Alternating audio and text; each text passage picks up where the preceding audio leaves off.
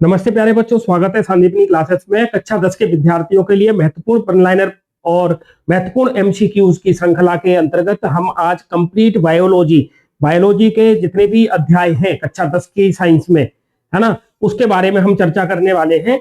अंग्रेजी माध्यम के बच्चे हो या फिर हिंदी माध्यम के बच्चे हो, दोनों के लिए समान रूप से उपयोगी है। तो आप इस वीडियो को देखना ना भूलें, वीडियो को जरूर देखें। आपको 100% यहाँ से प्रश्न आपको आपकी एग्जाम में मिल जाएंगे। ठीक है, वीडियो को ज्यादा से ज्यादा शेयर कर दें अपने फ्रेंड्स के साथ, क्योंकि हम इस वीडियो में महत्वपूर्ण प्रश्नों पर तो चर्चा करेंगे, साथ में महत्वपूर्ण डायग्राम पर भी चर्चा करने वाले हैं। तो वीडियो बहुत ही महत्वपूर्ण है, इंटरेस्टिंग होने वाला है।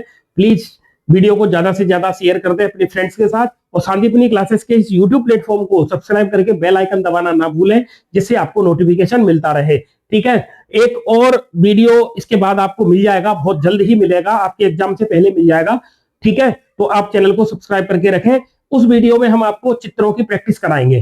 ठीक है, तो देखिए सबसे पहला प्रश्न है, the full name of ATP. ATP का पूरा नाम क्या है? तो एडिनोसिन ट्राइफॉस्फेट एटीपी का पूरा नाम है। ठीक है, केमिकल इक्वेशन या केमिकल रिएक्शन ऑफ फोटोसिंथेसिस। तो फोटोसिंथेसिस की इक्वेशन आपको याद रखनी है। 6 मॉलिक्यूल कार्बन डाइऑक्साइड के होते हैं, 12 मॉलिक्यूल पानी के होते हैं। क्लोरोफिल और सनलाइट की उपस्थिति में ये जो आपस में मिलकर, ठीक है, ये जब आपस में रिएक्शन करते हैं तो यहां पर ग्लूकोज के रूप में कार्बोहाइड्रेट बनता है, ऑक्सीजन बाई प्रोडक्ट के रूप में बाहर निकलती है, और 6 मॉलिक्यूल यहां पर पानी के बनते हैं। ठीक है, saliva contains an enzyme called. हमारी लार में, सलाइवा मतलब लार में जो एंजाइम पाया जाता है उसका नाम क्या है? तो हम उसे सलाइवरी एमाइलेज या लारीय एंजाइम के नाम से जानते हैं। The complete digestion of food occurs. भोजन का पूर्ण पाचन कहां होता है? तो छोटी आंत में होता है, स्मॉल इंटेस्टाइन में होता है। The longest part of the human.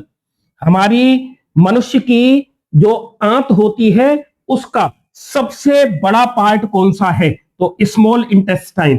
ठीक है, absorbed fat is transported by.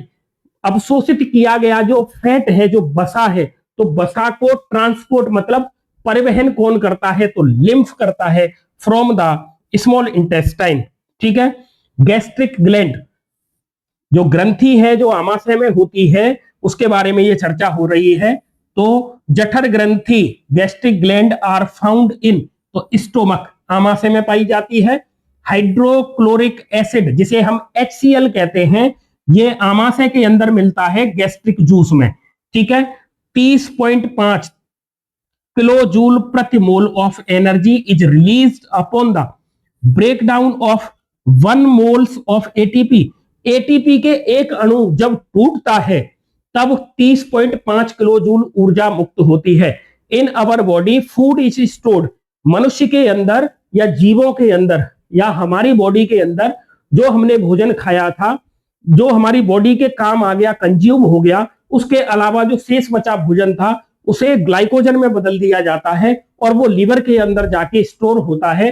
तो यहां पूछा जा रहा है कि हमारे शरीर में जो फूड स्टोर होता है वो किस फॉर्म में होता है? तो ग्लाइकोजन के फॉर्म में स्टोर होता है। वहीं पर प्लांट्स की अगर बात करें तो प्लांट्स के अंदर ये स्टार्च के रूप में स्टोर रहता है। किसके रूप में रहता है? स्टार्च के रूप में रहता है। The enzyme that digest fat is lipase enzyme. हमारे अंदर जो अपन डाइजेस्टिव सिस्टम पढ़ते हैं, वहां पर जो फैट होता है, जो बसा होता है, उसका पाचन लाइपेज एंजाइम करता है। कौन करता है? लाइपेज एंजाइम करता है। देखिए हर एक आपकी एनसीईआरटी की हर एक लाइन में से क्वेश्चन बना हुआ है, तो आपको लाइन बाय लाइन सारी एनसीईआरटी यहाँ क्लियर हो जाएगी। संपूर्ण बायोलॉजी यहाँ पर कवर अप करने वाले हैं। तो प्लीज वीडियो को थम्स अप करें, लाइक करें और शेयर करना ना भूलें। इन द स्मॉल इंटेस्टाइन, हमारी जो छोटी आंत है उसमें प्रोटीन को डाइजेस्टेड करने वाले एंजाइम का नाम क्या है? तो अगर आंत में पूछे, स्मॉल इंटेस्टाइन में प्रोटीन को पचाने वाले एंजाइम का नाम है ट्रिप्सिन, और वहीं पर अगर स्टोमक पूछा जाए तो पेप्सिन लिख के आना है। ठीक है, तो पेप्सिन कहां पर काम करता है? स्टोमक के अंदर, और ट्रिप्सिन काम करता है स्मॉल इंटेस्टाइन में। Both the liver and pancreas send their secreted juices to the small intestine part of the alimentary canal. हमारा जो यकृत है और हमारा जो अग्नाशय है, इसके द्वारा यकृत से निकलेगा वाइट जूस, लीवर से निकलेगा white juice.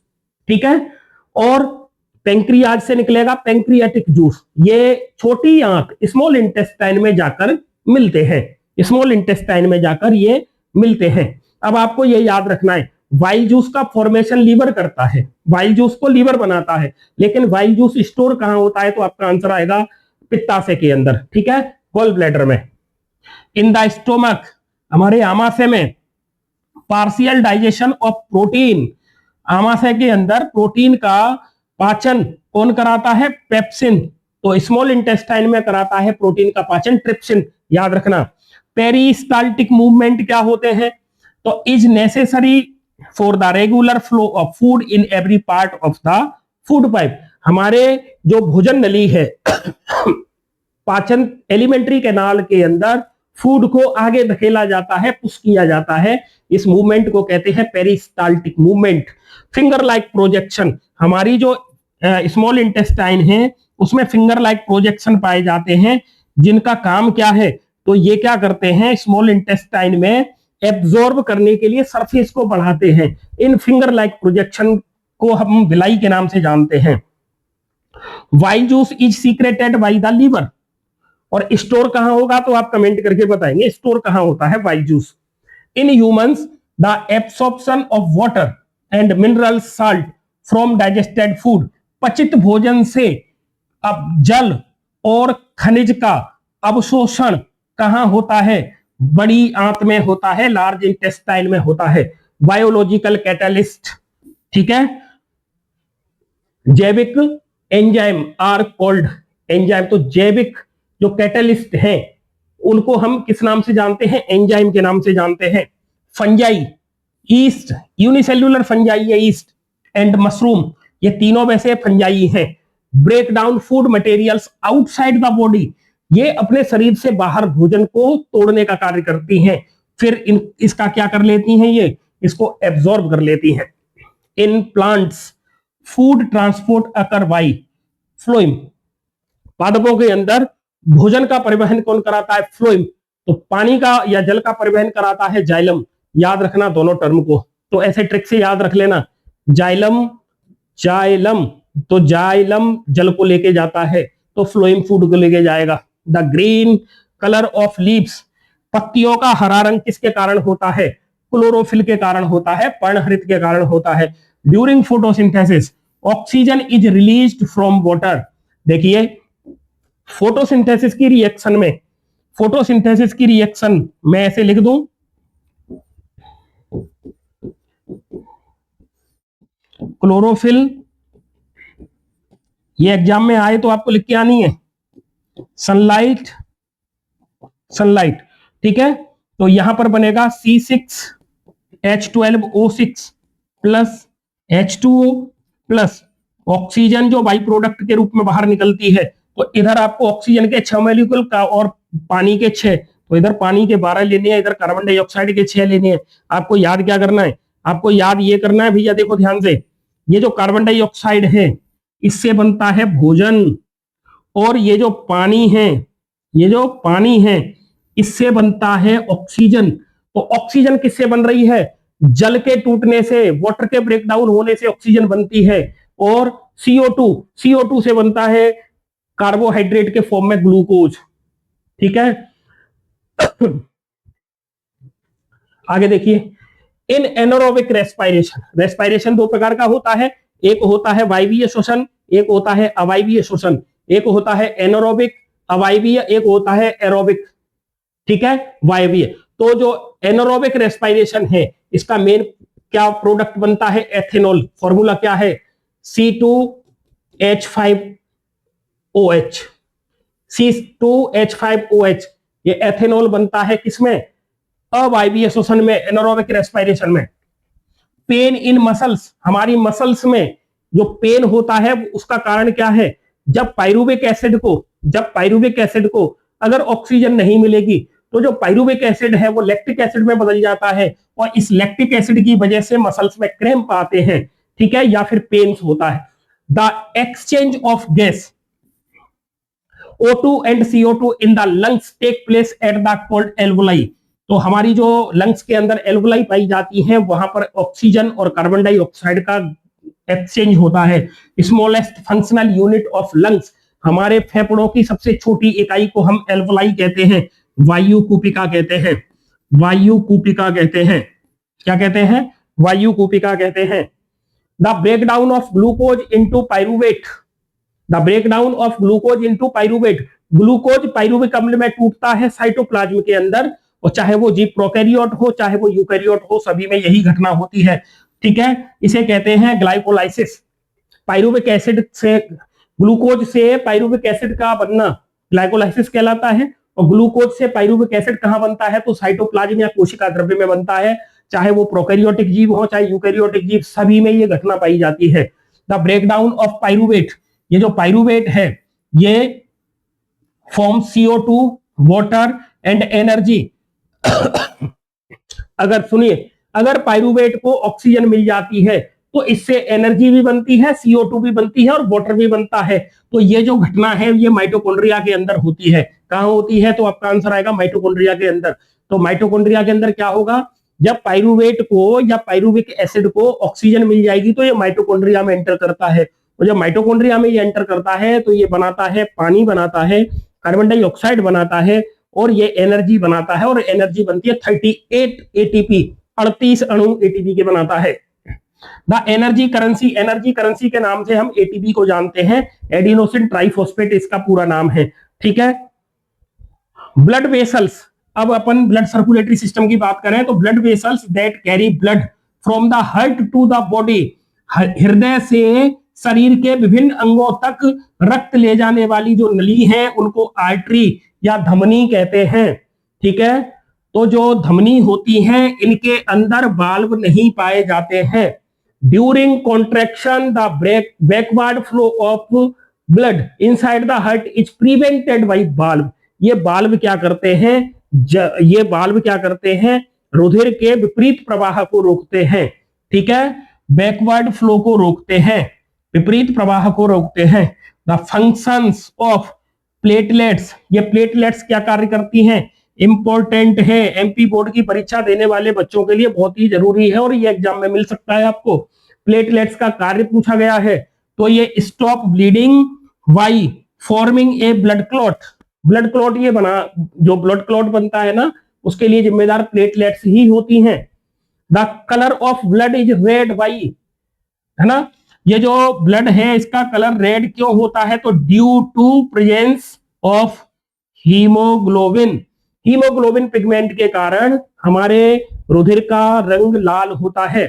Blood pressure, blood pressure को किससे नापते हैं? जिसे हम BP कहते हैं, तो इसके लिए जो एक डिवाइस काम में ली जाती है उसे कहते हैं स्फिग्मोमैनोमीटर, स्फिग्मोमैनोमीटर। ठीक है, the normal blood pressure of a healthy body या हेल्दी पर्सन, तो नॉर्मल जो ब्लड प्रेशर है उसकी वैल्यू क्या आती है? तो 120 सिस्टोलिक और डायस्टोलिक होता है 80 mmHg, तो 120 80 mmHg क्या है? आपका नॉर्मल रेंज है ब्लड प्रेशर की। 120 रिप्रेजेंट करता है सिस्टोलिक प्रेशर को, 80 रिप्रेजेंट करता है डायस्टोलिक प्रेशर को। फिश में का जो हार्ट होता है उसमें केवल 2 चेंबर ही होते हैं, इसे वीनस हार्ट कहते हैं।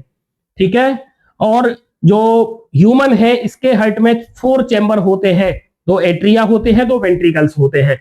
The main excretory organs in human kidney. ठीक है, और एक्सक्रेटरी सिस्टम की जो यूनिट है वो नेफ्रॉन होती है, याद रखना।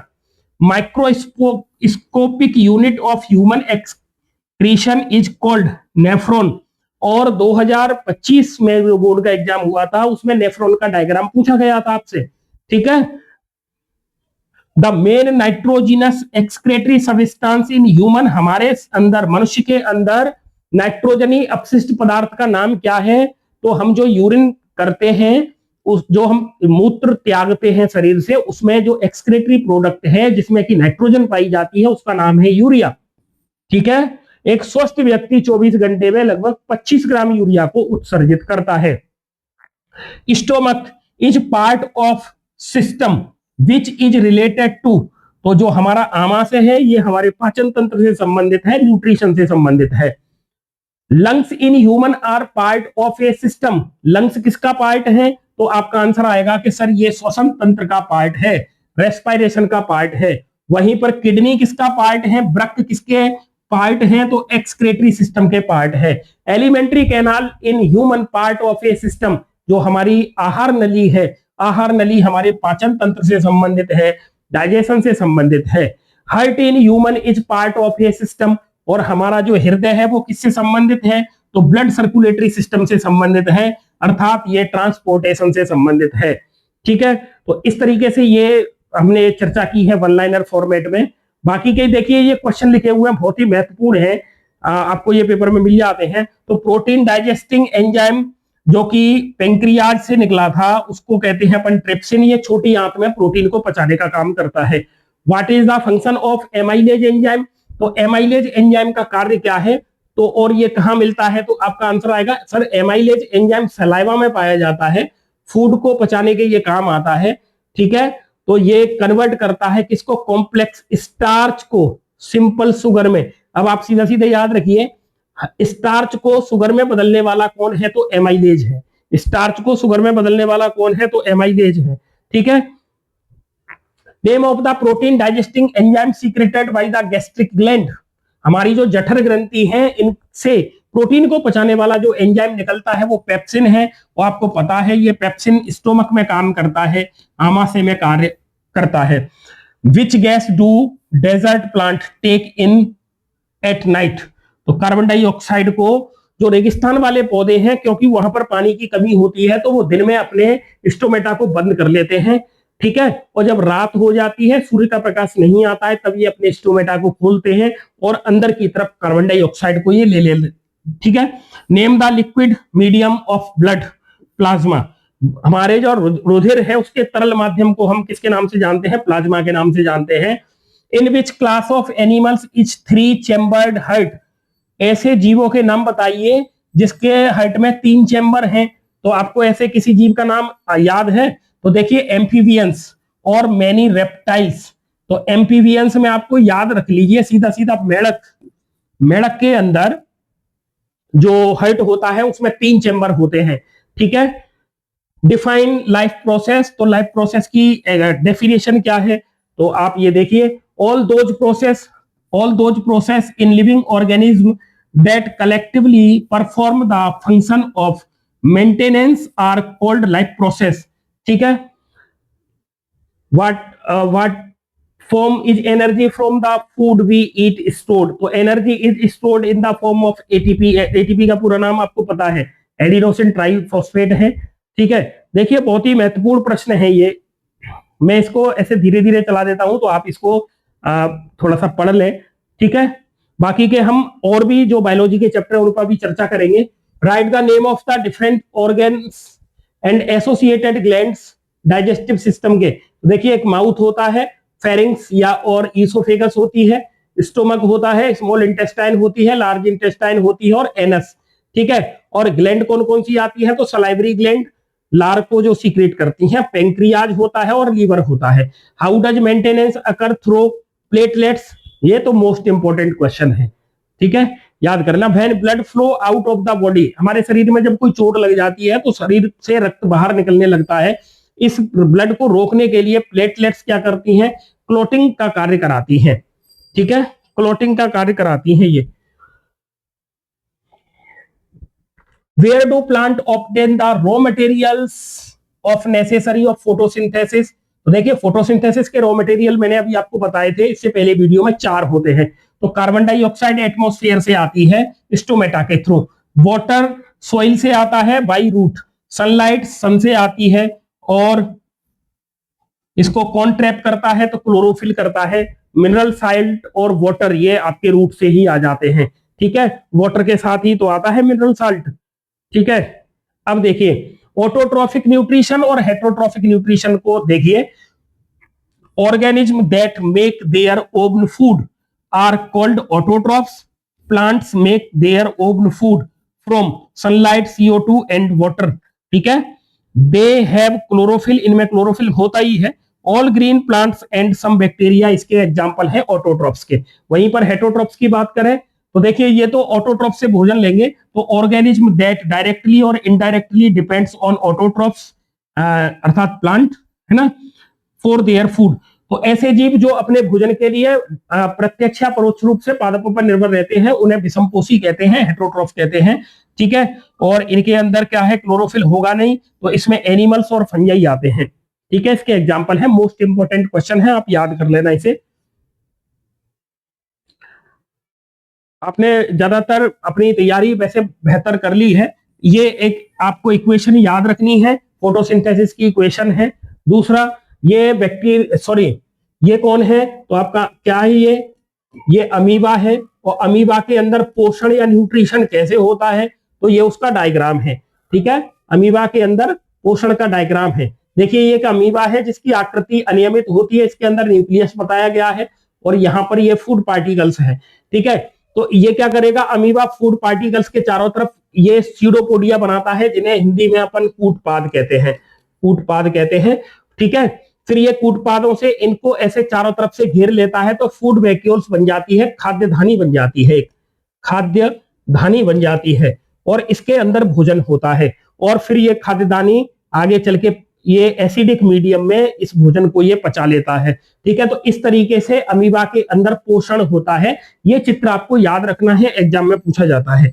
ठीक है, पैरामीशियम के अंदर, पैरामीशियम के अंदर न्यूट्रिशन कैसे होता है। देखिए अमीबा की स्ट्रक्चर तो क्या है, इरेगुलर स्ट्रक्चर है, कोई निश्चित शेप नहीं होती, लेकिन तो अमीबा क्या करेगा, कहीं से भी सीरोपोडिया कहीं से भी बॉडी में बन सकते हैं, वहीं से भोजन को अंदर ले लेता है वो, और डाइजेशन के बाद जो अपशिष्ट भोजन है उसे बॉडी से कहीं से भी वो बाहर निकाल देता है। लेकिन अमीबा में ऐसा नहीं होता, अमीबा की जो स्ट्रक्चर है वो डिफाइन होती है, निश्चित शेप होती है। तो देखिए paramecium is a unicellular organism, एक ओटी तो यहीं से आ जाती है। It cell has definite shape, इसका निश्चित आकृति है, फुली कवर्ड बाई सिलिया, और इसका जो शरीर है वो सिलिया द्वारा ढका रहता है।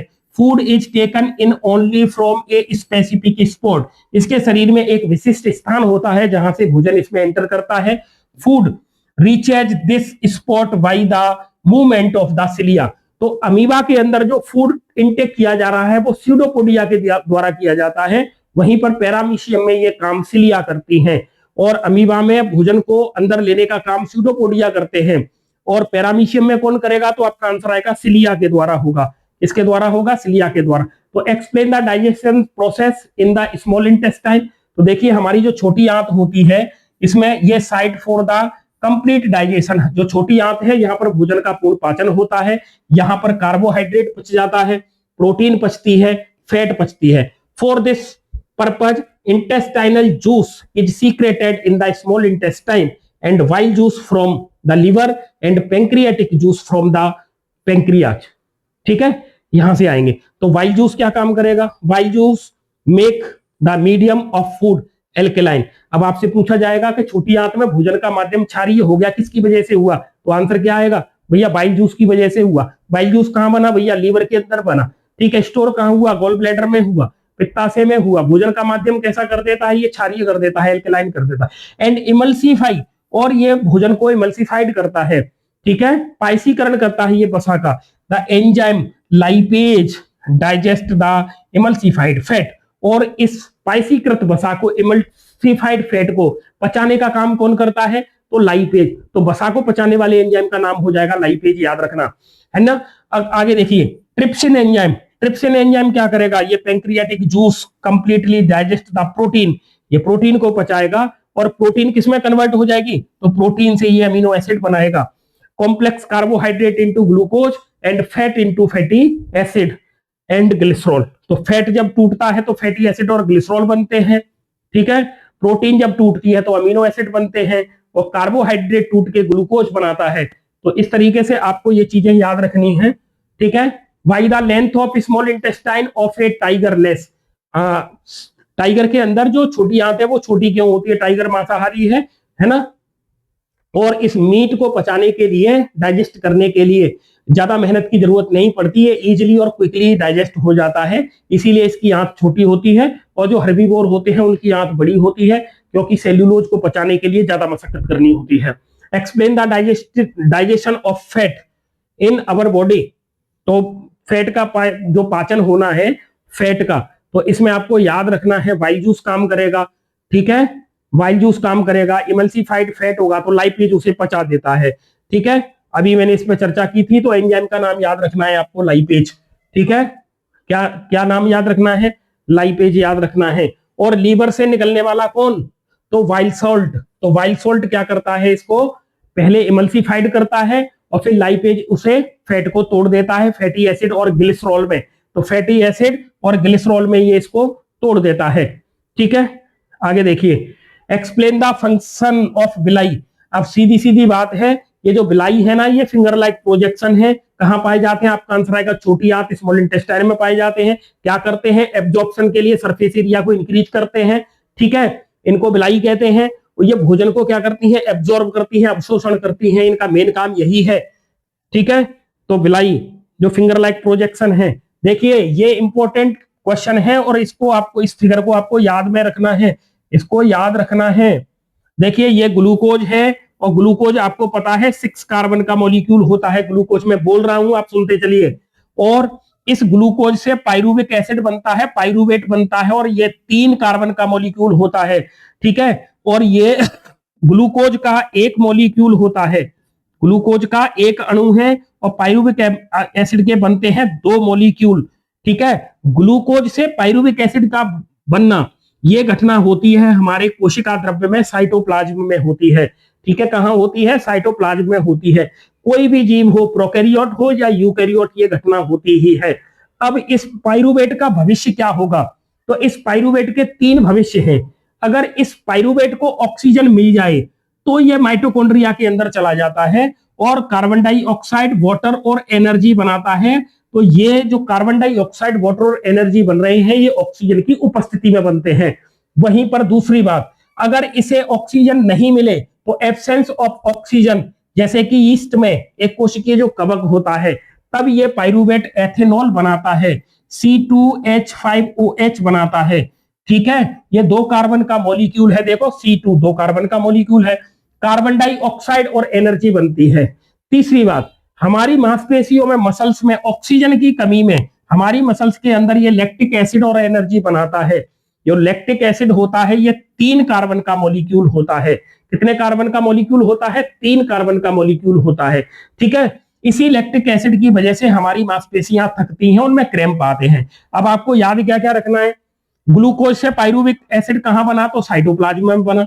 पाइरुविक एसिड में कितने कार्बन होते हैं? तो 3 कार्बन होते हैं। एनारोबिक रेस्पिरेशन अर्थात ऑक्सीजन की अनुपस्थिति में एथेनॉल बनता है। एथेनॉल में कितने कार्बन होते हैं भैया? 2 कार्बन होते हैं। अगर इसको, पाइरुवेट को मसल्स के अंदर ये चला जाए और ऑक्सीजन नहीं मिली तो लैक्टिक एसिड बन जाएगा। लैक्टिक एसिड से मसल्स में दर्द होता है ना, क्रैम्प्स आ रहे हैं। तो ये जो लैक्टिक एसिड है ये 3 कार्बन का होता है। और अगर इसे ऑक्सीजन मिल गई हो तो ये माइटोकॉन्ड्रिया में चला जाएगा, तब ये CO2 बनाएगा, पानी बनाएगा और एनर्जी रिलीज करेगा, ठीक है। महत्वपूर्ण है ये आपको याद रखना है। एरोबिक और एनारोबिक रेस्पिरेशन में अंतर आप याद रख लेना, ठीक है। देखिए वायवीय श्वसन, इसमें ऑक्सीजन की जरूरत होती है। अवायवीय श्वसन बिना ऑक्सीजन के होता है। इसमें कार्बन डाइऑक्साइड, वाटर और एनर्जी बनती है। इसमें अवायवीय श्वसन में एथिल अल्कोहल बनता है और कार्बन डाइऑक्साइड बनती है। ऊर्जा इसमें कम बनती है। इसमें जो अवायवीय श्वसन है, aerobic respiration, high amount of energy, इसमें एनर्जी ज्यादा मात्रा में बनती है। वहीं पर एनारोबिक में कम बनती है, ठीक है। इसमें माइटोकॉन्ड्रिया के अंदर होता है ये श्वसन, ठीक है। और ये ईस्ट में कुछ बैक्टीरिया के अंदर होता है, ठीक है। आगे चलिए, देखो मैं तो फास्टली चल रहा हूं, आप वीडियो को पॉज करके भी और या स्पीड कम करके भी देख सकते हो, ठीक है। क्योंकि अब टाइम ज्यादा है नहीं और सारे चैप्टर भी करवाने हैं। यहां पर देखिए आर्टरी और वेन्स में डिफरेंस, ये भी मोस्ट है। तो आर्टरी में आर्टरी क्या करती है? हार्ट से ब्लड को लेके जाएंगी ऑर्गन्स में, और वेन्स क्या करती है? ऑर्गन से हार्ट में लाती है। तो वेन्स के अंदर डीऑक्सीजनेटेड ब्लड होता है, आर्टरी के अंदर ऑक्सीजनेटेड ब्लड होता है। लेकिन कुछ अपवाद हैं, जैसे पल्मोनरी वेन्स है, इसके अंदर तो रहता है ऑक्सीजनेटेड ब्लड, और पल्मोनरी आर्टरी के अंदर रहता है deoxygenated blood. Blood pressure low रहता है किसके अंदर? वेन्स के अंदर। हाई रहता है आर्टरी के अंदर। वाल्व पाए जाते हैं वेन्स के अंदर, वाल्व नहीं पाए जाते हैं आर्टरी के अंदर। वॉल पतली होती है वेन्स की, मोटी होती है आर्टरी की। याद कर लेना। अब अपन ये चित्र आ रहे हैं कुछ, इन चित्र के बारे में थोड़ी सी चर्चा करेंगे, महत्वपूर्ण चित्र हैं आपकी परीक्षा की दृष्टि से, तो परीक्षा में ये पूछे जाते हैं।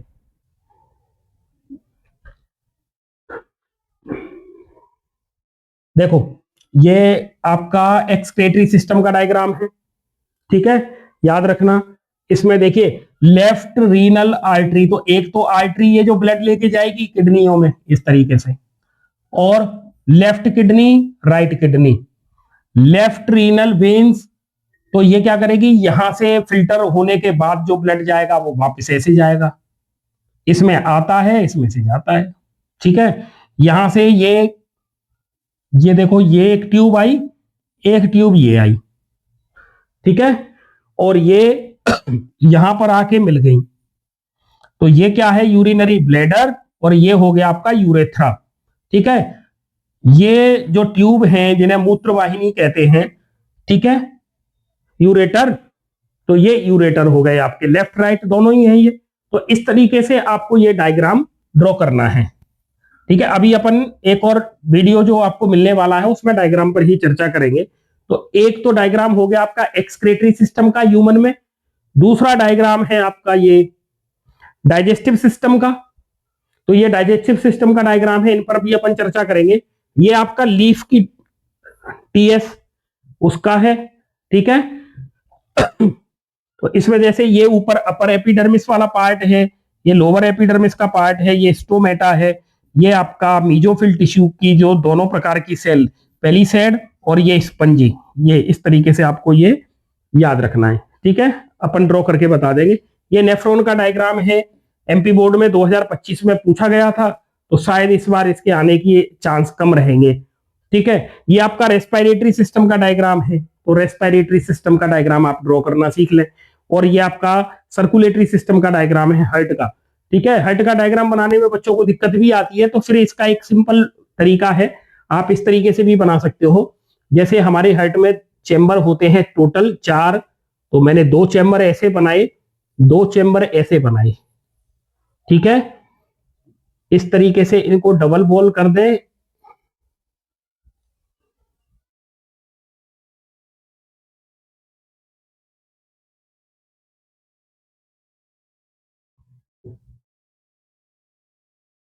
आप इस तरीके से बना के आ सकते हैं एग्जाम में, ठीक है। तो वही 4 चैम्बर हैं, यहां से अब इसमें से ट्यूब बनानी है हमें, यहां पर ब्लड लेके आएंगी 2 ट्यूब इस तरीके से, यहां से एक ब्लड जाएगा बाहर इस तरीके से, तो यहां पर अलग अलग ट्यूब बना दे, बॉडी के अलग अलग पार्ट्स में ये ब्लड लेके जाएंगी, तो यहां से ये इस तरीके से जाती हैं, ठीक है। फिर यहां पर ब्लड लेके आएंगी, ये ब्लड आएगा शरीर के विभिन्न पार्ट से, फिर यहां से ब्लड जाएगा भी तो बाहर, तो ये बाहर जाएगा, तो आप इस तरीके से 2 ट्यूब बना ले, ये ब्लड को लेके जाएंगी लंग्स के लिए। तो इस तरीके से आप डायग्राम ड्रॉ कर सकते हैं अगर इस तरीके से बनाना नहीं आए तो, ठीक है। अब अपन चर्चा करेंगे कंट्रोल और कोऑर्डिनेशन से संबंधित चैप्टर से।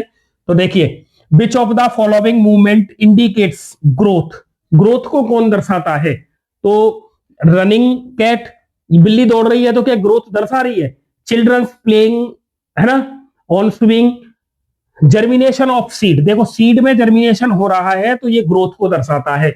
Involuntary action like blood pressure, मतलब अनैच्छिक क्रियाएं, इनको हम नहीं रोक पाते, ऐसी क्रियाएं जिन पर हमारी इच्छा ही नहीं चल रही वो अनैच्छिक क्रिया है, इनवॉलंटरी एक्शन है, जैसे कि ब्लड प्रेशर है ना, भोजन को देख के मुंह में लार आ रही है, वोमिटिंग उल्टी होती है, तो इसको कौन कंट्रोल करता है, तो आंसर आएगा मेडुला ऑब्लिंगेटा, ये इनवॉलंटरी एक्शन के लिए जिम्मेदार होता है। विच ऑफ द फॉलोइंग ये एनिमल्स हार्मोन, देखिए पादप हार्मोन अलग है, प्लांट हार्मोन्स अलग है, एनिमल हार्मोन्स अलग है। तो जैसे ऑक्सिन ये प्लांट हार्मोन होता है, साइटोकाइनिन प्लांट हार्मोन होता है, जिब्रेलिन प्लांट हार्मोन होता है, इंसुलिन ये कौन सा हार्मोन है, एनिमल्स हार्मोन है, हमारे अंदर भी होता है इंसुलिन, और इंसुलिन की कमी से आपको पता है कौन सी बीमारी होती है, डायबिटीज मेलिटस होती है। The receptor for detecting smell, गंध को सूंघने वाले रिसेप्टर कहां मिलते हैं? तो आपको पता है हमारी नाक में मिलते हैं, ऑल फैक्ट्री रिसेप्टर, इनको कहते हैं ऑल फैक्ट्री रिसेप्टर कहते हैं इनको। The system responsible for control and coordination in animals, जीवों के अंदर नियंत्रण और समन्वय का कार्य कौन करता है? तो हमारा नर्वस सिस्टम करता है, तंत्रिका तंत्र करता है। Reflex action are controlled by, तो रिफ्लेक्स एक्शन को कंट्रोल करता है हमारा स्पाइनल कॉर्ड, मेरु रज्जु करता है, स्पाइनल कॉर्ड करता है। Where are reflex arc formed? Spinal cord, ठीक है। तो रिफ्लेक्स आर्क प्रतिवर्ती चाप किससे बना होता है? स्पाइनल कॉर्ड से। The main coordination centre of the human body is, हमारे शरीर का मुख्य नियंत्रणकर्ता कौन है? कोऑर्डिनेशन करने वाला अंग कौन सा है? तो आपका आंसर आएगा ब्रेन होता है, ठीक है। In which part of the brain are centre for hearing, smelling, seeing and hunger found, तो हमारे सुनने, सूंघने, देखने, है ना, इनके केंद्र हमारे ब्रेन में कहां पाए जाते हैं? तो आपका आंसर आएगा ये हमारे अग्र मस्तिष्क में पाए जाते हैं, फोर ब्रेन में पाए जाते हैं। Medulla oblongata, medulla oblongata is found in which part of the brain, हमारे मस्तिष्क के कौन से पार्ट में मेडुला ऑब्लांगेटा पाया जाता है? तो हमारा आंसर आएगा पश्चिम मस्तिष्क का भाग है ये, हिंड ब्रेन का पार्ट है ये। सेरिबेलम, सेरिब्रम अलग है, सेरिबेलम अलग है, सेरिब्रम अलग है, सेरिबेलम अलग है। और ये जो सेरिबेलम होता है ये किसका भाग है? तो आपका आंसर आएगा ये पश्चिम मस्तिष्क, हिंड ब्रेन का ही पार्ट है, जबकि सेरिबेलम ये फोर ब्रेन का पार्ट है। Balance activity like walking in a straight line, cycling are controlled by which part of the brain, हमारे मस्तिष्क का वो कौन सा पार्ट है जो हमें स्ट्रेट लाइन में चलना, साइकिल चलाना, इन पर नियंत्रण करवाता है? तो इसका आंसर होता है सेरिबेलम। तो ये जो सेरिबेलम है ये बैलेंस बनाने का कार्य करता है। सेरिबेलम बैलेंस बनाता है, बेलम क्या बनाता है? बैलेंस बनाता है। तो सेरिबेलम का काम है balance banana. Centre for thinking, logic, memory and located, तो ये आर लोकेटेड, तो सेंटर ऑफ थिंकिंग, सोचने के, तर्क के, यादाश्त के, ये जो पॉइंट है ये हमारे फोर ब्रेन में पाए जाते हैं, अग्र मस्तिष्क में पाए जाते हैं। The chemical substance secreted by endocrine gland, endocrine gland से जो केमिकल सब्सटेंस रिलीज होते हैं उनको हम जानते हैं हार्मोन्स के नाम से। अब एक चीज याद रखना, ये जो एंडोक्राइन ग्लैंड होती हैं ये डक्टलेस होती हैं, और जो डक्टलेस होती है वो हार्मोन सीक्रेट करती हैं, और जो डक्टस होती है वो एंजाइम सीक्रेट करती हैं। द मास्टर ग्लैंड किसे कहते हैं? तो आपका आंसर आएगा पिट्यूटरी ग्लैंड को कहते हैं master gland. Master of master gland किसे कहते हैं? आप कमेंट करके बताएंगे। मास्टर ऑफ मास्टर ग्लैंड के नाम से किसको जाना जाता है? ठीक है।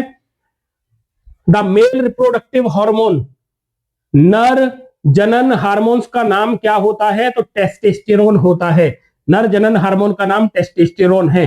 फीमेल के अंदर जो सेक्स हार्मोन होते हैं वो एस्ट्रोजन और प्रोजेस्टेरोन होते हैं। The element responsible for thyroxine hormone, thyroxine hormone के लिए कौन सा तत्व जिम्मेदार है? तो आपका आंसर क्या आएगा? आयोडीन आएगा। आयोडीन थायरोक्सिन हार्मोन के लिए जिम्मेदार है, और आयोडीन की कमी होने से थायराइड ग्रंथि सूज जाती है, ठीक है। आपने देखा होगा घेंगा गोइटर रोग होता है। Which disease is caused by the deficiency of thyroxine hormone, thyroxine hormone की कमी से कौन सी बीमारी होती है? आंसर आएगा घेंगा रोग होता है, गोइटर होता है, जिसे गलगंड भी कहते हैं। Which disease is caused by the deficiency of insulin, insulin की कमी से होने वाली बीमारी का नाम होता है डायबिटीज, शुगर की बीमारी जिसे कहते हैं, मधुमेह जिसे कहते हैं।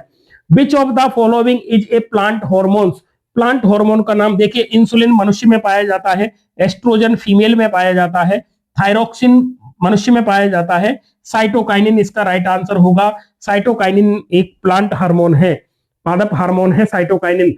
The smallest unit of nervous system, हमारे नर्वस सिस्टम की स्मॉलेस्ट यूनिट को हम न्यूरॉन के नाम से जानते हैं। किसके नाम से जानते हैं? न्यूरॉन के नाम से जानते हैं।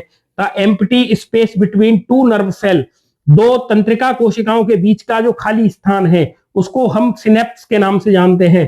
किसके नाम से जानते हैं? सिनेप्स के नाम से जानते हैं। अगला प्रश्न है, which plant hormone is responsible for increasing the length of stem, तने की लंबाई बढ़ाने के लिए जो जिम्मेदार हार्मोन है उसका नाम होता है जिब्रेलिन। क्या है? जिब्रेलिन हार्मोन लंबाई बढ़ाता है तने की। ठीक है, अब ये वन लाइनर देख लेते हैं। One which organs does the adrenaline hormone act directly, तो ये हमारे हार्ट पर कार्य करता है। एड्रीनलिन हार्मोन डायरेक्टली हार्ट पर। जैसे हम किसी डरावनी वस्तु को देख लेते हैं, कहीं से हम अचानक से डर जाते हैं, हमारी हार्ट बीट बढ़ती है कि नहीं बढ़ती? तो इसके लिए एड्रीनलिन हार्मोन जो एड्रीनल ग्लैंड से निकलता है, ठीक है, वो एड्रीनल ग्लैंड कहां पाई जाती है? तो एड्रीनल ग्लैंड पाई जाती है किडनी के ऊपर। What are the nerves arising from the brain called cranial nerve, हमारे मस्तिष्क से निकलने वाली जो तंत्रिकाएं हैं उन्हें कहते हैं कपालीय तंत्रिका या क्रेनियल नर्व। ये पीएनएस का फॉर्मेशन करती है, पीएनएस में ये मिलती है। विच hormone is responsible for reducing blood sugar level, हमारे शरीर में वो हार्मोन जो हमारे शरीर में रक्त शर्करा के लेवल को कम करता है, रिड्यूस मतलब कम करता है, तो उसका नाम है इंसुलिन। और शर्करा के स्तर को बढ़ाने वाले एंजाइम का नाम है, क्या नाम है? इंसुलिन हार्मोन का नाम क्या है? तो ग्लूकागोन। और ये इंसुलिन हार्मोन और ग्लूकागोन हार्मोन हमारे पैंक्रियाज से निकलते हैं, अग्नाशय से निकलते हैं। Which hormone cause the plant stem to bend towards the light, plant के जो स्टेम होते हैं, जो तने होते हैं, वो प्रकाश की ओर क्यों मुड़ते हैं? तो आपका आंसर आएगा ऑक्सिन की वजह से। और ऑक्सिन का फॉर्मेशन कहां होता है? तो प्लांट्स के टिप वाले भाग पर होता है, चोटी वाले भाग पर होता है। Name the glands that function as both endocrine and exocrine, अर्थात आपसे पूछी जा रही है मिक्स्ड ग्लैंड का नाम, तो आंसर आएगा पेंक्रियाज। ये बहिस्रावी और अंतःस्रावी दोनों ग्रंथियों का कार्य करता है। The growth of the pollen tube towards the ovule, जो पोलन ट्यूब है, पराग नली है, ये वृद्धि करती है बीजांड की तरफ, ओव्यूल की तरफ, इसे कहते हैं कीमोट्रोपिज्म। क्या कहते हैं? कीमोट्रोपिज्म कहते हैं। पोलन ट्यूब का बीजांड की ओर जाना कीमोट्रोपिज्म कहलाता है।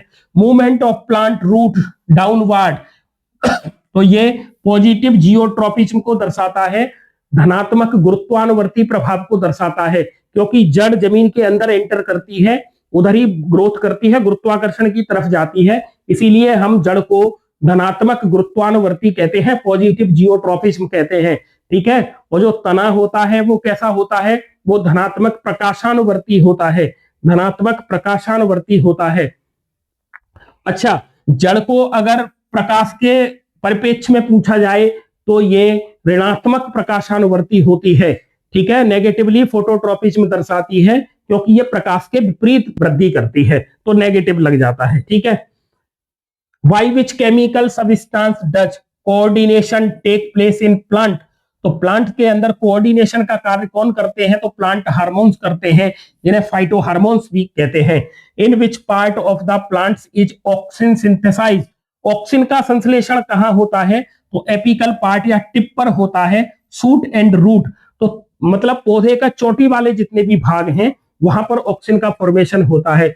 Which is the largest endocrine gland, सबसे बड़ी अंतःस्रावी ग्रंथि का नाम क्या है? तो थायराइड ग्लैंड मनुष्य में सबसे बड़ी अंतःस्रावी ग्रंथि होती है, और अंतःस्रावी ग्रंथि या एंडोक्राइन ग्लैंड उसे कहते हैं जो डक्टलेस होती है।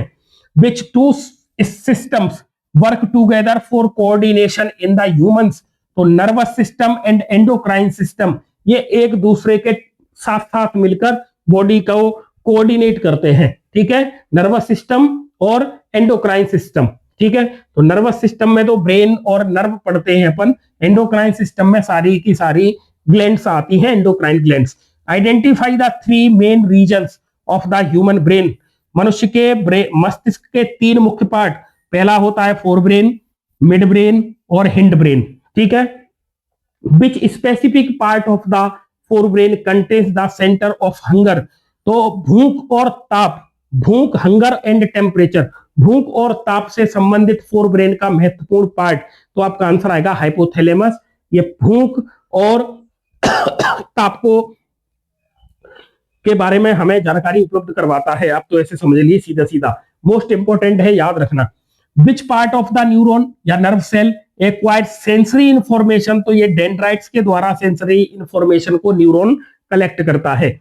What constitutes the organised network of nervous tissue, तो इसको कहते हैं न्यूरॉन कहते हैं। क्या कहते हैं?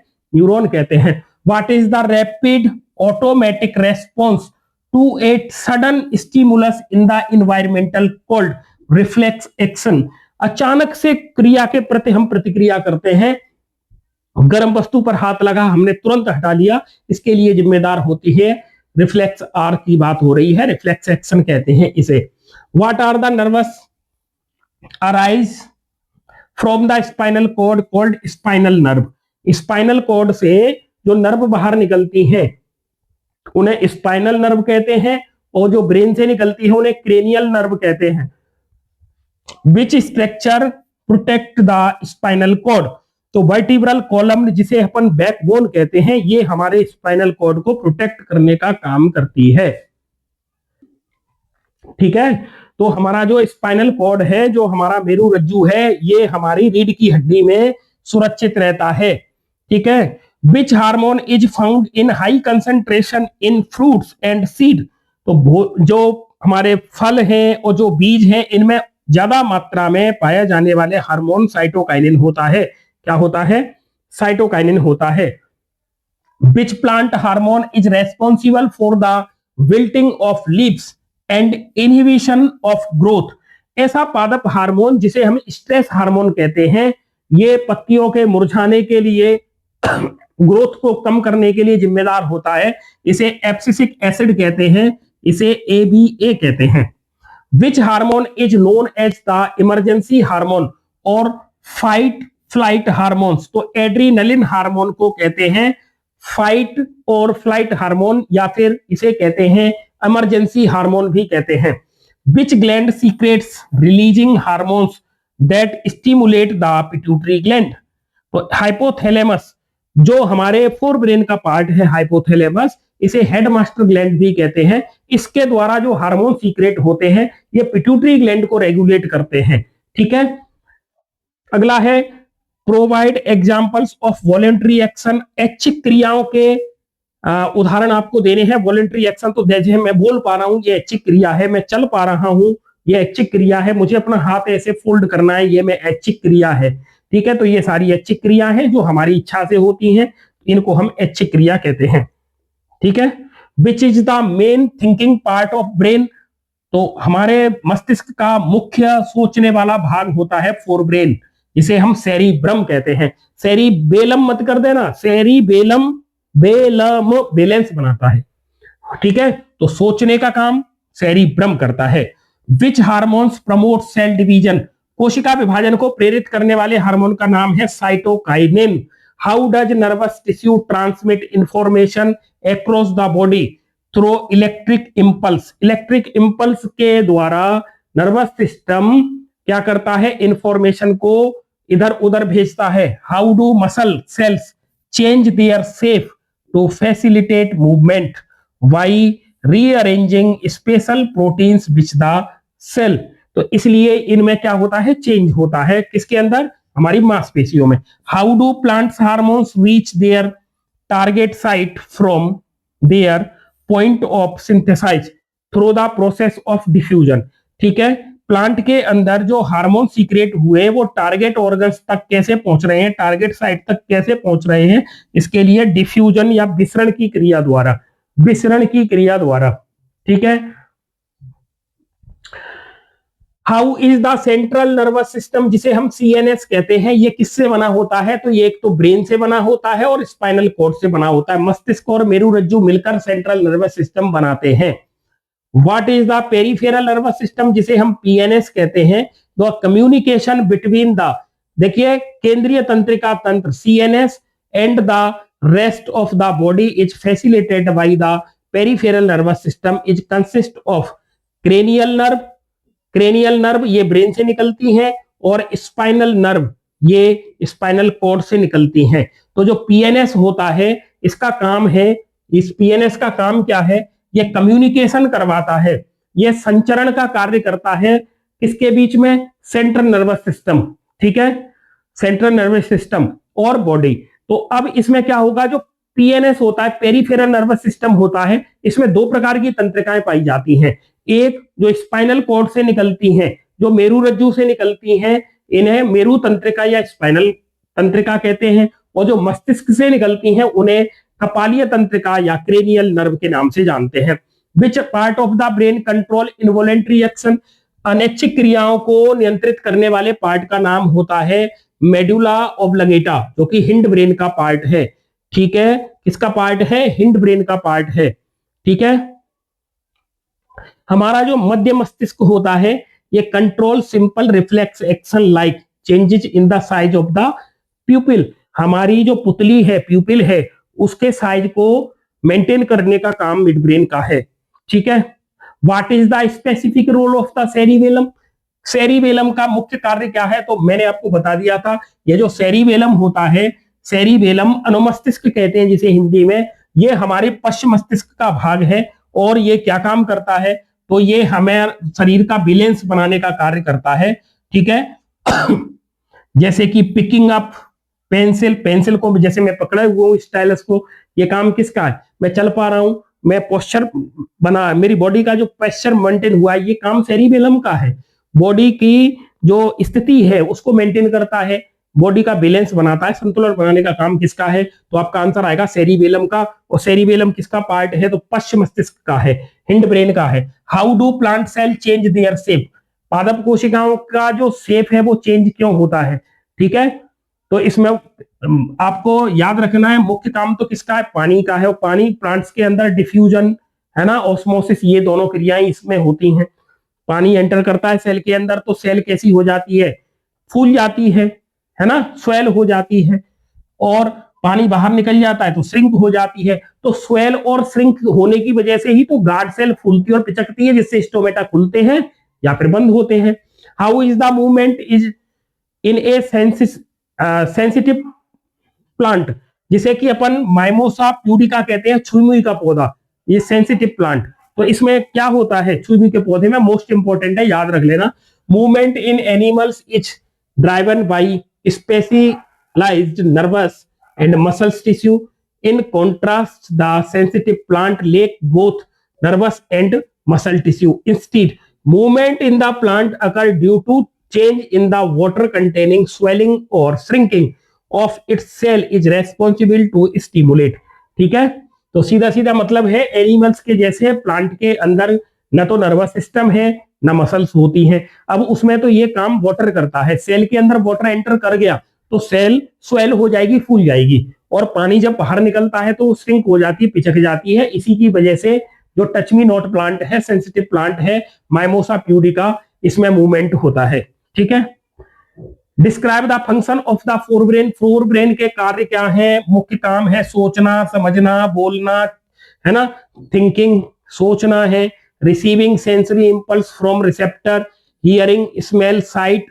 ठीक है, interpreting sensory information by combining it with stored information, जैसे कि मेमोरी, है ना, हंगर सेंटर, और हंगर सेंटर मेनली कहां मिलता है, तो आपके हाइपोथैलेमस में, और हाइपोथैलेमस भाग तो फोरब्रेन का ही है। रिफ्लेक्स एक्शन क्या होती है, मोस्ट है, याद रख लेना, अचानक से होने वाली क्रिया के प्रति जो प्रतिक्रिया होती है वही तो रिफ्लेक्स आर्च है।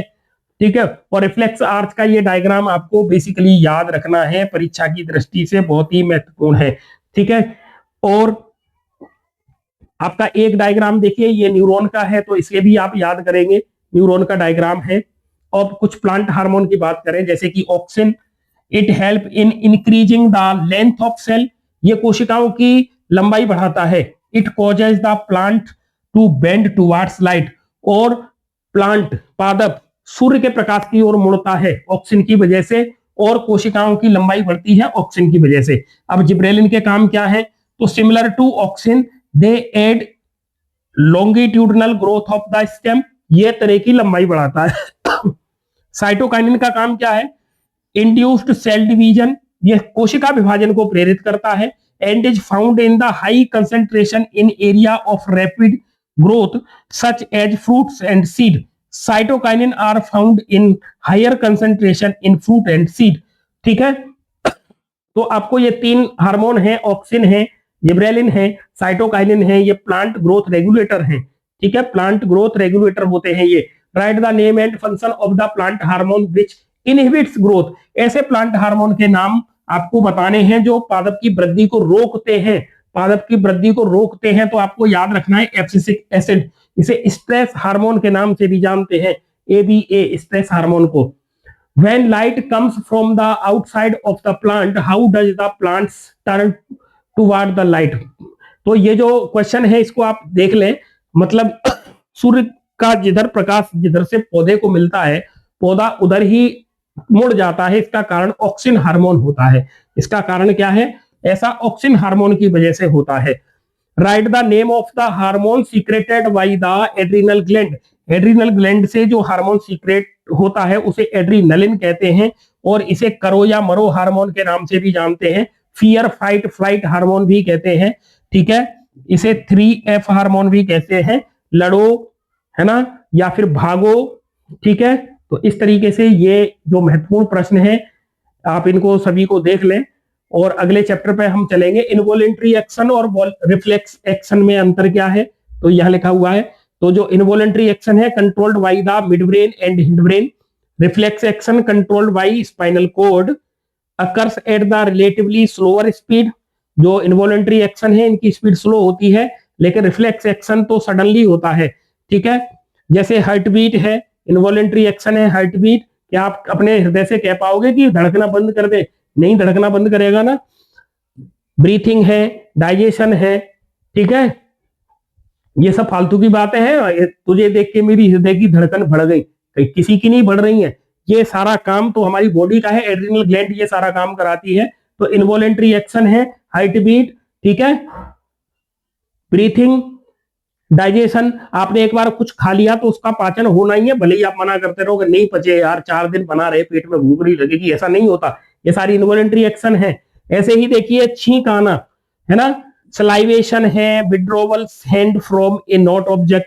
अरे कोई भी हॉट ऑब्जेक्ट, आपने ठंडी वस्तु को छू लिया, गर्म वस्तु को छू लिया, पैर में कांटा चुभ गया, तेज लाइट आई तो पलकें बंद हुई, ये सारी की सारी घटनाएं हैं, ये रिफ्लेक्स एक्शन से ही होती हैं।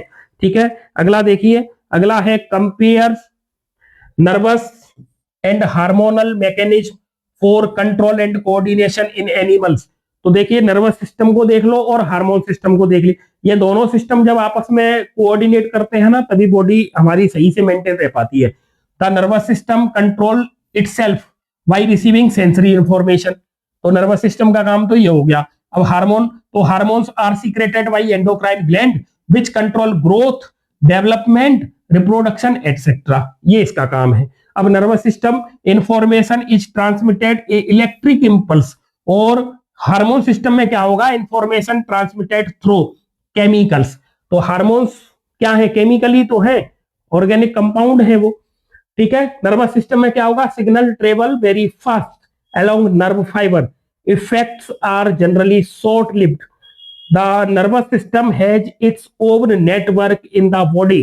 ठीक है, क्योंकि न्यूरॉन पूरे बॉडी में ही फैले हुए हैं नेटवर्क लाइक स्ट्रक्चर में। ठीक है, अब इधर देखिए मैसेज, ये हार्मोन्स हैं, सिंगल ट्रेवल स्लोली करते हैं थ्रू द ब्लड स्ट्रीम, ये ब्लड के साथ ही तो जाते हैं टारगेट ऑर्गन्स तक। Effect are of an long lasting, लंबे समय तक ये रहते हैं। Hormones are transported throughout the body by the blood. और यहां पर कौन लेके जाता है सिग्नल को, नर्व लेके जाती है। वहां पर कौन लेके जाता है, हार्मोन सिस्टम में ब्लड लेके जाता है। क्योंकि एंडोक्राइन जो ग्लैंड है ना, एंडोक्राइन ग्लैंड ये तो डक्टलेस है, तो ब्लड के द्वारा ही तो हार्मोन का ट्रांसपोर्ट होगा। ये देखिए सारी की सारी ग्लैंड यहां दे रखी है। हाइपोथैलेमस मास्टर ग्लैंड है, पिट्यूटरी ग्लैंड मास्टर ग्लैंड है, थायराइड ग्लैंड ये हमारी गर्दन में पाई जाती है, एड्रिनल वृक्क के ऊपर, किडनी के ऊपर पाई जाती है, पेंक्रियाज ये डुअल नेचर की है, टेस्टिज ये मेल में पाई जाती हैं, ओवरी फीमेल में पाई जाती हैं। ठीक है, टेस्टिज से निकलता है टेस्टोस्टेरोन, ये मेल सेक्स हार्मोन है।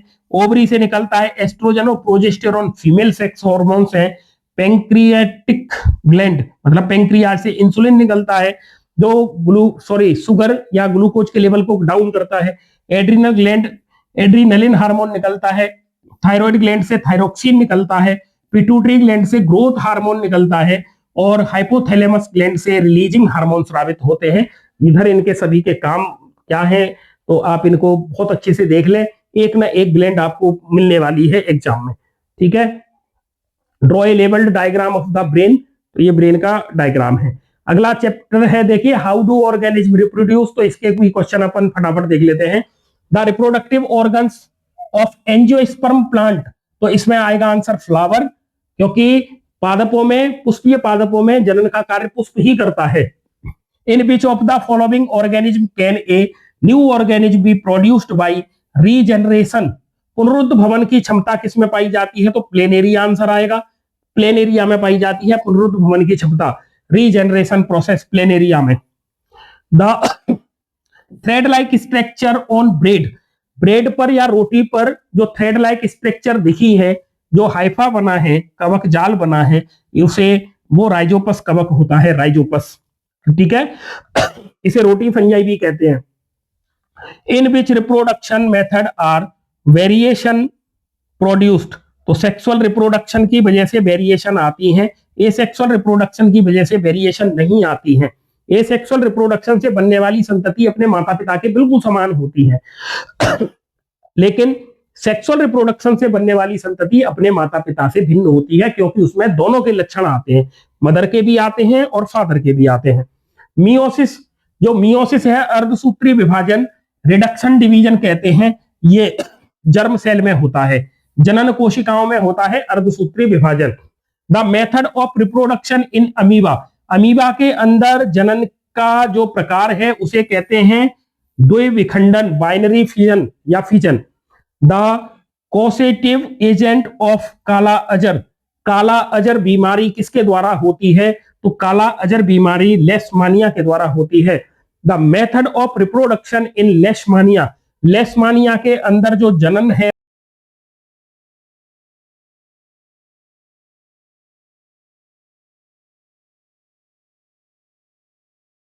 किस प्रकार होता है, तो आंसर आएगा आपका बाइनरी फिजन द्वारा होता है लेशमानिया में, और लेशमानिया से जो रोग होता है उसका नाम है काला अजर। The name of the malaria parasite, malaria के परजीवी का नाम क्या है, तो मलेरिया के परजीवी का नाम है प्लाज्मोडियम, प्लाज्मोडियम, मलेरिया के परजीवी का नाम है प्लाज्मोडियम। और प्लाज्मोडियम में जो जनन होता है वो मल्टीपल फिजन के द्वारा होता है, बहुविखंडन के द्वारा होता है। मलेरिया के परजीवी पैरासाइट जिसको प्लाज्मोडियम कहते हैं, प्लाज्मोडियम में जनन मल्टीपल फिजन के द्वारा होता है। Where does the implantation of the embryo take place, implantation का मतलब होता है ये जो एम्ब्रियो है ये कहां पर जाकर चिपक जाता है, तो जब मेल और फीमेल गैमीट आपस में मिलते हैं, इस घटना को फर्टिलाइजेशन, निषेचन कहते हैं, जिसके द्वारा जायगोट बनता है, जायगोट से फर्दर आगे एम्ब्रियो बनता है, तो ये एम्ब्रियो मदर के गर्भाशय में जाकर चिपक जाता है, इसे कहते हैं अंतररोपण या इम्प्लांटेशन। तो इसका आंसर आएगा यूटेरस, क्योंकि यूटेरस को ही गर्भाशय कहते हैं। Which part is not used in vegetative propagation, vegetative propagation में, क्योंकि ये कायिक प्रवर्धन है, तो कायिक प्रवर्धन स्टेम से भी होता है, रूट से भी होता है, लीफ से भी होता है, फ्लावर से नहीं होता है, क्योंकि फ्लावर से तो सेक्सुअल रिप्रोडक्शन होता है। वेजिटेटिव प्रोपोगेशन रूट, लीफ और स्टेम के द्वारा होता है। मैंने आपको क्लास में बताया था स्टेम आलू, ठीक है, रूट द्वारा भी तो जनन होता है, जैसे सीसम में होता है, अमरूद में होता है, लीफ द्वारा होता है, पत्थर चट्टा में, ब्रायोफिल्म में होता है, याद रखना। आप मेरे हर एक शब्द को सुनते चलें, ठीक है। वीडियो अच्छा लगे तो लाइक और शेयर कर दें अपने यार दोस्तों के साथ, चैनल को सब्सक्राइब करके बेल आइकन दबाना ना भूलें, ऑल पर क्लिक करें जिससे नोटिफिकेशन आपको मिलते रहे। Which of these is not a part of the pistil, pistil मतलब स्त्री केसर का भाग नहीं है, तो देखिए ओवरी होता है, स्टिग्मा होता है, स्टाइल होता है, एंथर नहीं होता, एंथर नर वाला भाग है, ये परागकण इसके अंदर बनते हैं, तो ये पुंकेसर का भाग है anther. The male reproductive organ of a flower, एक पुष्प का नर जनन अंग कौन होता है, तो नर जनन अंग होता है इसका पुंकेसर, स्टामेन होता है, ठीक।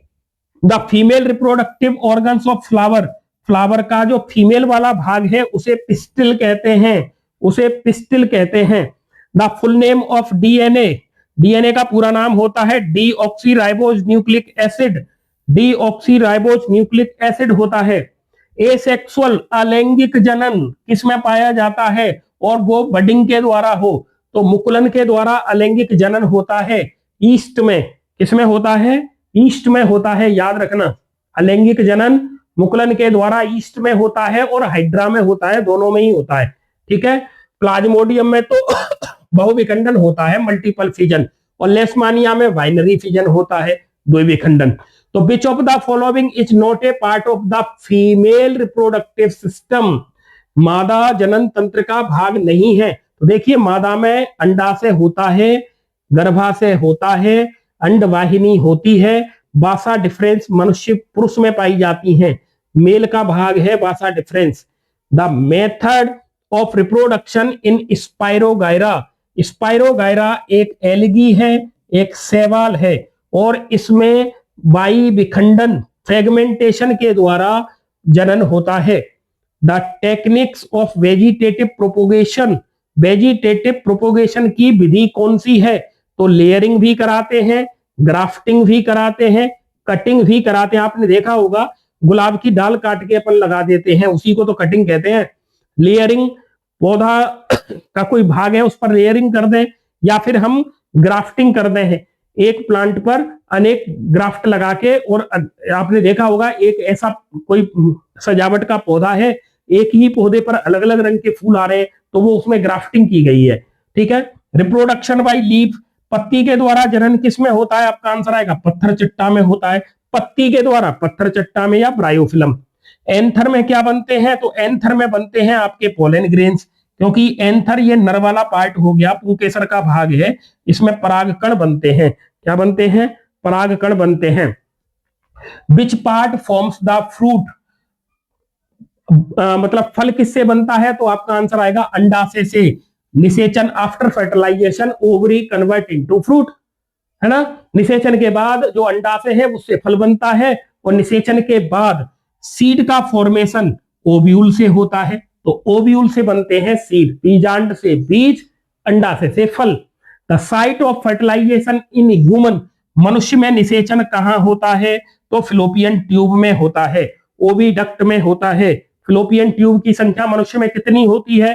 तो 2 होती है। अंडवाहिनी की संख्या 2 होती है, तो मनुष्य में निषेचन अंडवाहिनी में होता है। Why which method does reproduction take place in hydra, hydra में बडिंग के द्वारा ही होता है, और बडिंग के द्वारा ईस्ट में भी होता है। The method of reproduction in Rhizopus, तो राइजोपस में किसके द्वारा होता है? स्पोर के द्वारा होता है। राइजोपस स्पोर के द्वारा होता है, जिसे रोटी कवक भी कहते हैं। ठीक है। Name the primary male hormones, primary प्राथमिक नर हार्मोन का नाम टेस्टोस्टेरोन, और अगर फीमेल का पूछे तो एस्ट्रोजन और progesterone. Which of the information of protein synthesis located in cell, तो इन डीएनए, इसके लिए कौन जिम्मेदार होगा? तो डीएनए होगा मेन, क्योंकि डीएनए में ही वो इंफॉर्मेशन सारी पाई जाती हैं। What is the fundamental events of reproduction, reproduction का फंडामेंटल इवेंट्स मतलब घटना क्या है? तो creation of a DNA copy, DNA replication होना। What is considered the basic basis of biological evolution, तो इसमें वेरिएशंस आती हैं, विभिन्नताएं आती हैं। डिफाइन टिश्यू, तो टिश्यू क्या होता है? ग्रुप ऑफ सेल होता है। What is the main genetic advantage of vegetative propagation, तो जो जेनेटिक एडवांटेज क्या होगा?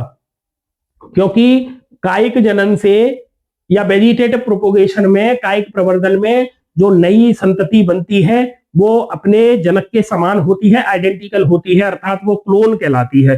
What is the mobile reproductive cell, मतलब मोबाइल का मतलब ये वो मोबाइल नहीं है जिससे अपन बात करते हैं। मोबाइल का मतलब ऐसी कोशिका जो चल फिर सकती है, मूवमेंट करती है, उसे मेल गैमीट कहते हैं। और मनुष्य में मेल गैमीट को स्पर्म के नाम से जानता है, शुक्राणु के नाम से जानते हैं। तो शुक्राणु या स्पर्म सेल आप क्या करती है? मूवमेंट करती है। ठीक है। और बिना मूवमेंट वाला कौन है? तो ये होता है फीमेल गैमीट, जर्म सेल। ठीक है। ये बिना मूवमेंट वाली होती है एग। यूनिसेल्युलर ऑर्गेनिज्म के नाम, एक कोशिकीय जीवों के नाम, तो अमीबा और पैरामीशियम। एक कोशिकीय जीव है अमीबा और paramecium. Right the name of female hormone का नाम, एस्ट्रोजन और प्रोजेस्टेरोन। ठीक है, दोनों अलग अलग हैं ये। Mention the mode of reproduction, amoeba में जनन किसके द्वारा होता है? बाइनरी फिजन के द्वारा होता है। ठीक है, वेयर डज द इम्प्लांटेशन, अंतररोपण कहां होता है? भ्रूण का अंतररोपण कहां होता है? तो यूटेरस गर्भाशय के अंदर।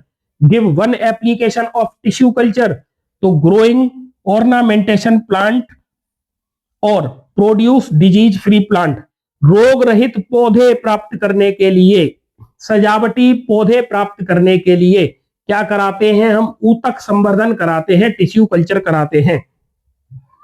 List the part of the female, मतलब स्त्री केसर के भाग बताइए। तो स्त्री केसर के 3 भाग होते हैं, स्टिग्मा सबसे ऊपर, नलीन नुमा भाग स्टाइल, और ओवरी फूला हुआ भाग। ठीक है, name the main part of the human male reproductive system, मनुष्य के नर जनन तंत्र के भागों के नाम पूछे गए हैं। तो देखिए, टेस्टीज जिन्हें वृषण कहते हैं, बासा डिफरेंस, सेमिनल वेसिकल्स और पेनिस, ये नाम है किसके? मेल रिप्रोडक्टिव पार्ट के। ठीक है, अब फीमेल रिप्रोडक्टिव पार्ट में हमें याद रखना है अंडाशय, ओवरी, अंडवाहिनी जिसे फैलोपियन ट्यूब कहते हैं, गर्भाशय और वेजाइना, ये फीमेल वाले पार्ट है। What is the meiosis? तो मियोसिस क्या है? ऐसा सेल डिवीजन जो नंबर ऑफ क्रोमोसोम को हाफ कर देता है। ठीक है, तो ये क्या करेगा? ये कोशिका के अंदर जो रिप्रोडक्टिव सेल्स हैं, इनके अंदर नंबर ऑफ क्रोमोसोम को हाफ कर देता है, इसे मियोसिस कहते हैं। ये 2 पार्ट में कंप्लीट होता है, मियोसिस फर्स्ट एंड सेकंड। ये जर्म सेल के अंदर होता है। तो formation of male and female gamete तो मियोसिस के द्वारा ही बनते हैं। व्हाट इज जर्मिनेशन, अंकुरण क्या होता है, उसके बारे में है ये क्वेश्चन, तो आप इनको देख लेना।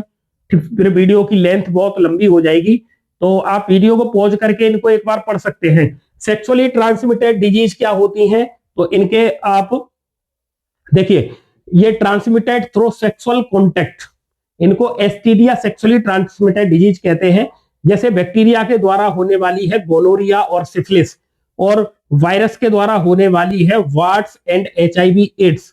ठीक है, और एचआईवी एड्स ये, इसमें मृत्यु तो निश्चित है, मरना ही होगा, इसका इलाज भी नहीं है।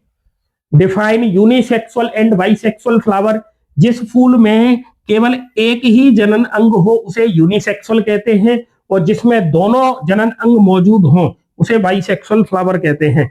ठीक है, तो आप इनको प्रश्नों को एक बार वीडियो पॉज करके क्वेश्चनों को देख लेना, क्योंकि आंसर तो आपने पूरा रिवीजन कर रखा है, तो आप आंसर अपने आप ही लिख पाओगे। तो क्वेश्चन आप एक बार पढ़ लेना ढंग से। ठीक है, और जो समझ में नहीं आए उसे वीडियो को पॉज करके देख लेना।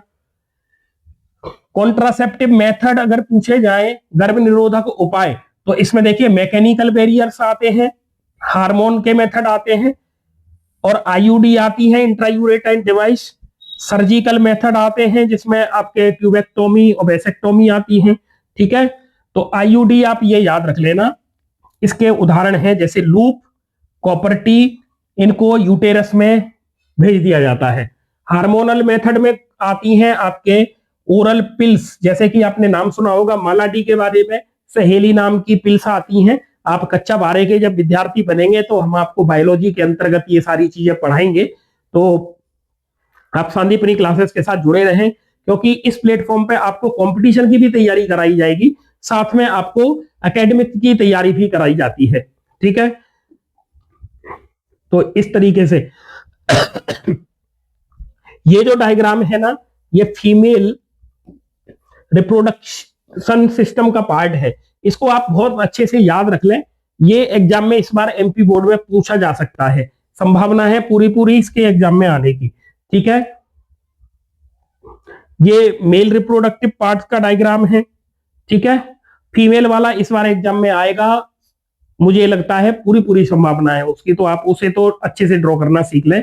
ये लेशमानिया का है, लेशमानिया में जनन कैसे होता है, तो ये उसका बाइनरी फिजन का लेशमानिया के अंदर है। ठीक है, अब ये आप देख रहे हो प्लेन एरिया के अंदर ये रीजेनरेशन हो रहा है। प्लेन एरिया के जितने पार्ट होते हैं सभी पार्ट से नए प्लेन एरिया बन गए, ये रीजेनरेशन की घटना होती है। ठीक है, ये फीमेल रिप्रोडक्टिव सिस्टम का पार्ट है। इसमें देखो ये वाला भाग तो ये गर्भाशय है, ये यहां से फ्लोपियन ट्यूब आ रही है दोनों तरफ, ये फ्लोपियन ट्यूब है, ये ओवरी है दोनों अंडाशय, और ये वाला पार्ट वेजाइना वाला है। ठीक है, तो आप इसको इस तरीके से बना सकते हैं।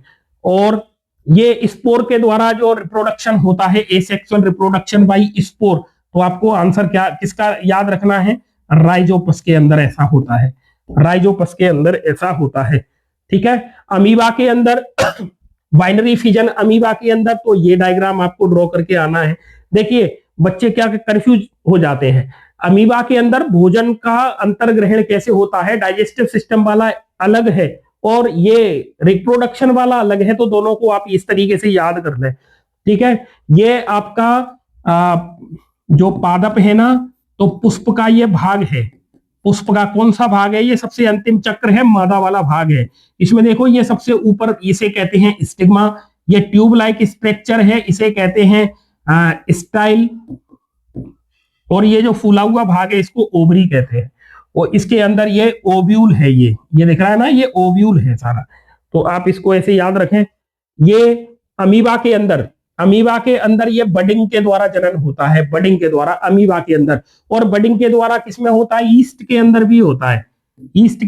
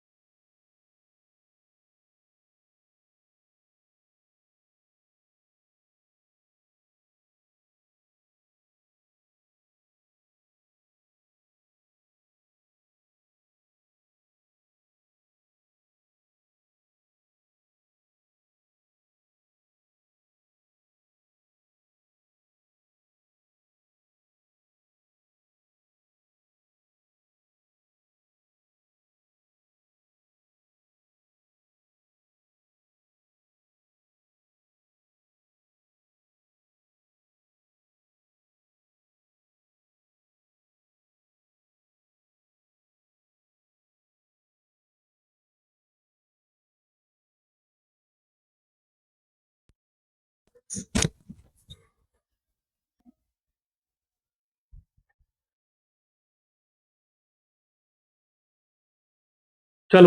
आवाज चली गई थी। एक माइक की बैटरी डाउन हो गई। वीडियो ज्यादा देर तक के लंबे बन गए, 2-3 वीडियो आज बना दिए तो बैटरी डाउन थी। पता नहीं कहां से आवाज चली गई, अब देखेंगे। तो अब तो ये समझिए, यहाँ जो प्लांट दिए हैं ना, तो उसका मतलब क्या है। तो जैसे कैपिटल टी और स्मॉल टी प्लांट के बीच में जब क्रॉस कराते हैं तो F2 पीढ़ी में ऑल टाइप के प्लांट मिलेंगे हमें। दूसरी बात, कैपिटल टी और स्मॉल टी वाले पौधों के बीच में जब हम क्रॉस कराते हैं तो हमें एक पौधा तो प्योर लंबा मिलेगा और एक पौधा प्योर बोना मिलेगा। तो एक मिलेगा टॉल, एक मिलेगा ड्वार्फ, तो वन रेशियो 1 आएगा। ठीक है। और जब हम इसके कैपिटल टी और स्मॉल टी प्लांट के बीच में जब क्रॉस कराते हैं तो F2 पीढ़ी में जो टोटल प्लांट मिलेंगे वो 3:1 में मिलेंगे। 3 यहाँ पर टॉल होंगे और एक यहाँ पर ड्वार्फ होगा। What is the percentage probability of a third child beings is baby after a couple has 2 daughters. अगर किसी कपल्स के, किसी माता पिता के 2 बच्चियां पहले से हैं, तीसरे नंबर पे जो संतान आनी है उसके बच्चे लड़के होने की संभावना की प्रोबेबिलिटी कितनी होगी, संभावना कितनी होगी। तो आंसर इसका 50 ही आएगा। चाहे वो कहे कि किसी दंपत्ति के पास पहले से 4 बच्चे हैं, 5वें बच्चे की प्रोबेबिलिटी क्या आएगी, वो कितना भी पूछे 50% ही रहती है। ठीक है, वो हमेशा कितनी रहती है, 50% ही रहती है। अब यहां पर देखिए, ये जो क्वेश्चन दिए है ना, इनके आंसर आप कैसे निकाल पाओगे। तो इसके लिए मैं आपको ले चलता हूं, ये क्रॉस करा के देख लेते हैं, है ना। मोनोहाइब्रिड और डाई हाइब्रिड क्रॉस करा के देख लेते हैं, तो वहां से आप इसके आंसर निकाल पाओगे। वीडियो पॉज करके तो आप इसको देख भी सकते हो। ठीक है, मैं आपको इसका पूरा का पूरा एक मेथड समझा देता हूं। ठीक है, इधर देखो, ये है आपका मोनोहाइब्रिड क्रॉस। अब सपोज करिए ये पी पेरेंटल जनक है। देखिए, कैपिटल टी स्मॉल टी वाले पौधे के बीच में जब हम क्रॉस कराते हैं तो F1 पीढ़ी में केवल और केवल लंबे पौधे प्राप्त होते हैं, बोना पौधा प्राप्त नहीं हुआ। इसका मतलब ये जो लंबापन है ये कैसा होगा, तो आप कहोगे कि ये डोमिनेंट होगा। और ये ड्वार्फ कैसा होगा, तो रेसेसिव होगा। क्लियर है। अब ये ड्वार्फ वाला कैरेक्टर आप यहां देखिए, यहां आ रहा है, ये आ गया। इसका मतलब वो कैरेक्टर जो F1 पीढ़ी में प्रकट नहीं हुआ लेकिन F2 पीढ़ी में प्रकट हुआ है, ये कैसा होता है, ये रेसेसिव कैरेक्टर होता है, अप्रभावी होता है। ठीक है। अब एक और बात सुनिए, जब pure tall pure dwarf plant के बीच में जब क्रॉस कराते हैं तो हमें किस तरीके के पौधे प्राप्त होते हैं। तो देखिए, हमें टॉल पौधे भी प्राप्त हो रहे हैं और हमें ड्वार्फ पौधे भी प्राप्त हो रहे हैं, तो ऑल टाइप के प्राप्त होते हैं। फिर एक और क्वेश्चन देखिए, जब pure tall pure dwarf plant के बीच में जब हम क्रॉस कराते हैं तो हमें प्योर टॉल प्लांट कितने मिले, तो आपका आंसर आएगा कि सर 1 मिला। प्योर ड्वार्फ प्लांट कितने मिले, तो 1 मिला। ये हैं तो दोनों लंबे टॉल हैं लेकिन ये प्योर नहीं है, क्योंकि इसमें एक देखिए कैपिटल टी आ रहा है कि स्मॉल टी आ रहा है, एक कैपिटल टी आ रहा है कि स्मॉल टी आ रहा है। ठीक है। अब आपसे ऐसे पूछे कि pure tall pure dwarf plant के बीच में क्रॉस कराते हैं तो कुल लंबे पौधे कितने आए, तो आपका आंसर आएगा कि सर लंबे तो ये 3 दिख रहे हैं, बोना 1 ही दिख रहा है। तो इस तरीके से आप इनके आंसर निकाल सकते हो।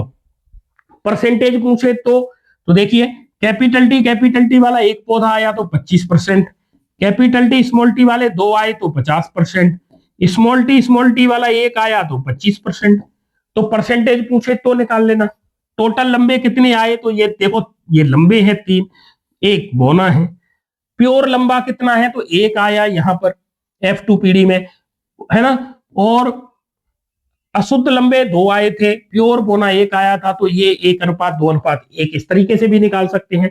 तो जो 1:2:1 आया ये तो है इनका जीनोटाइप, और ये 3:1 ये है इसका फिनोटाइप। तो इस तरीके से अपन निकालते हैं आंसर। इनको आप इस क्वेश्चन को याद कर लेना। ठीक है। Sex determination new born in same all living beings, तो सेक्स डिटर्मिनेशन को आप याद कर लेना।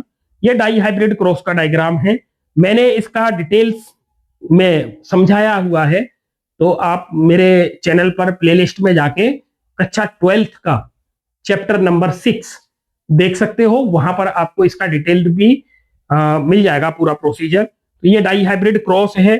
इस डाई हाइब्रिड क्रॉस का जो फिनोटाइप रेशियो है वो 9331 है, और जीनोटाइप रेशियो यहाँ तो है नहीं, 12th क्लास में है, वो थोड़ा सा बड़ा है, तो आप उसे ऐसे ट्रिक से याद कर लें, 12 फिर 12, तो 1 2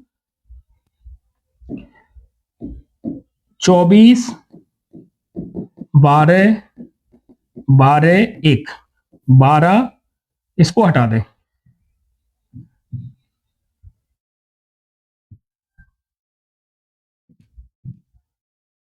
इतना याद कर लेना, 12 24 12 12 1, ये इसका जीनोटाइप रेशियो है। ठीक है, तो ये आपकी कंप्लीट बायोलॉजी के क्वेश्चन है जिनके बारे में अपन ने यहाँ चर्चा की है। ठीक है, तो आपकी परीक्षा की दृष्टि से बहुत ही महत्वपूर्ण है, और मुझे पूरा भरोसा है कि अगर आपने ये वीडियो देख लिया तो आपके स्कोर बहुत अच्छा होने वाला है। ठीक है, तो वीडियो आपके लिए इतनी मेहनत की है, आपसे केवल इतना सा अनुरोध है कि चैनल को वीडियो को लाइक कर दें, शेयर कर लें, और चैनल को सब्सक्राइब करके बेल आइकन को प्रेस करके ऑल पर क्लिक कर लें, जिससे नोटिफिकेशन आपको मिलता रहे, क्योंकि आपकी भविष्य की तैयारी भी हम कराने के लिए प्रतिबद्ध है। निःशुल्क शिक्षा देने का वादा जो आपसे किया है उसको प्रभावी बनाने के लिए आपके सपोर्ट की बहुत आवश्यकता रहेगी, तो प्लीज अपना सपोर्ट बनाए रखें। 27 तारीख को जो आपका एग्जाम होने वाला है उसके लिए बेस्ट ऑफ लक। ठीक है, और अगली क्लास जब आप 11th में जाओगे तो वहां भी मैं आपको बायोलॉजी पढ़ाऊंगा। तो ये जो वीडियो था हिंदी इंग्लिश मीडियम दोनों बच्चों के लिए समान रूप से उपयोगी है। ठीक है, मिलते हैं अगले वीडियो में, तब तक के लिए जय हिंद जय भारत।